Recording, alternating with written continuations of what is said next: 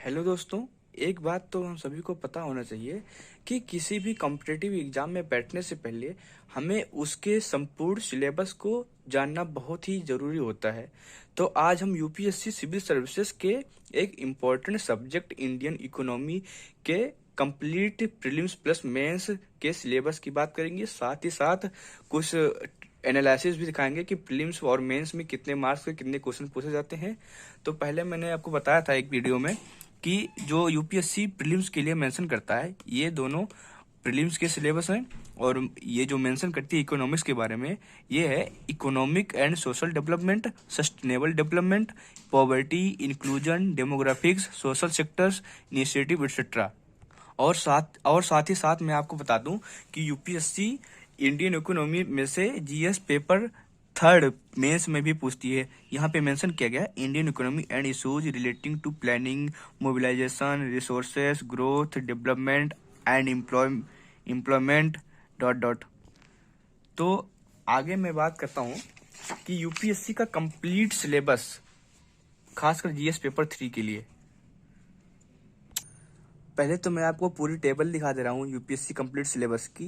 जिन बच्चों के पास टाइम कम है वो इस टेबल में से राइट डाउन कर सकते हैं। अब मैं एक एक को पढ़ के बताऊंगा। इधर यूपीएससी का सिलेबस दिया है। जो ये बुक है इसमें कुछ चैप्टर कवरअप किए गए हैं जो साइड में बताया गया है।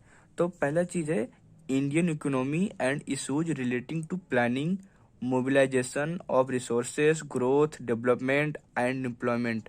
और इसमें कवरअप किया गया है introduction, national income, growth and development, planning, resource mobilisation, poverty, unemployment and inequality. Second है inclusive growth and issues arising from it and cover from it, growth and development, inclusive growth, poverty, unemployment and inequality. And next is government budgeting, money and banking, monetary policy, public finance, inflation, financial market. Next is major cropping patterns in various parts of the country, different type of irrigation and irrigation system, storage, transport and marketing of agricultural produce and issues and related constraints, e-technology in the aid of farmers and agriculture.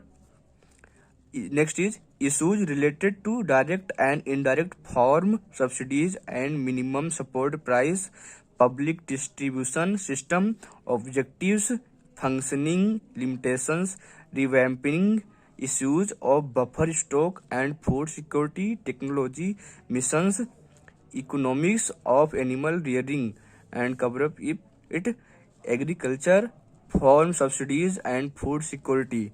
Next is food processing and related industries in India, scope and significance, location, upstream and downstream, requirements, supply chain management and cover up it, food processing industries.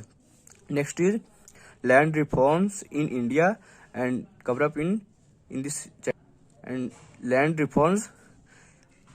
Next is effect of liberalization on the economy, changes in industrial policy and their effects on industrial growth, financial market, external sector, international economic organization, intellectual property rights, industrial sector, major industries.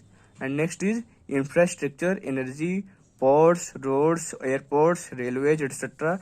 And cover up in this chapter infrastructure, service sector, energy.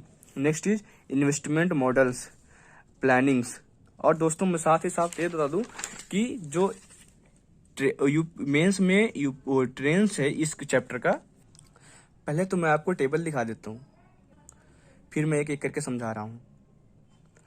दोस्तों ये एक topic है Indian economy and issues related to planning, resources, development, employment. इस पूरे topic में से 2022 में 2 question पूछा गया था 25 मार्क्स का, 2019 में 2 क्वेश्चन पूछा गया था 20 मार्क्स का। 2018 में 2 क्वेश्चन पूछा गया था 20 मार्क्स का, 2017 में 2 क्वेश्चन पूछा गया था 20 मार्क्स का, 16 में एक भी क्वेश्चन नहीं पूछा गया था, 15 में 3 क्वेश्चन पूछा गया था 37.5 मार्क्स का, 2014 में एक क्वेश्चन पूछा गया था 12.5 मार्क्स का, 2013 में एक भी क्वेश्चन नहीं पूछा गया था। इसी तरह से दोस्तों एक एक करके इसमें आप समझ सकते हैं कितने क्वेश्चन कितने मार्क्स के कितने कौन से सन में पूछे गए हैं। तो टेबल तो क्लियर दिख रही है दोस्तों। और अब हम प्रीलिम्स के ट्रेंड्स एनालिसिस की बात करते हैं। तो यहाँ पे ये इंडियन इकोनॉमी है। देखो 2015 में 15 क्वेश्चन, यहाँ पे नंबर ऑफ क्वेश्चन दिया गया है, 15 क्वेश्चन पूछे गए थे। 2016 में 11 क्वेश्चन पूछे गए थे, 2017 में 4 क्वेश्चन पूछे गए थे, 2018 में 10 क्वेश्चन पूछे गए थे, 2019 में 15 क्वेश्चन पूछे गए थे, 2020 में 15 क्वेश्चन पूछे गए थे। तो दोस्तों ऐसे ऐसे कई टॉपिक कई सब्जेक्ट्स के दिए गए हैं। तो यहाँ पे हमने सिर्फ इंडियन इकोनॉमी को फोकस किया है।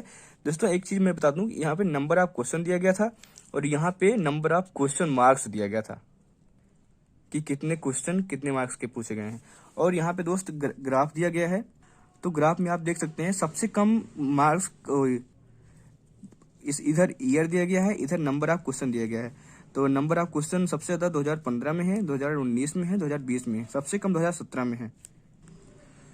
तो दोस्तों हम इन सभी के डिटेल्स एक्सप्लेनेशन भी करेंगे। दोस्तों देखते रहिए वीडियो। Thank you.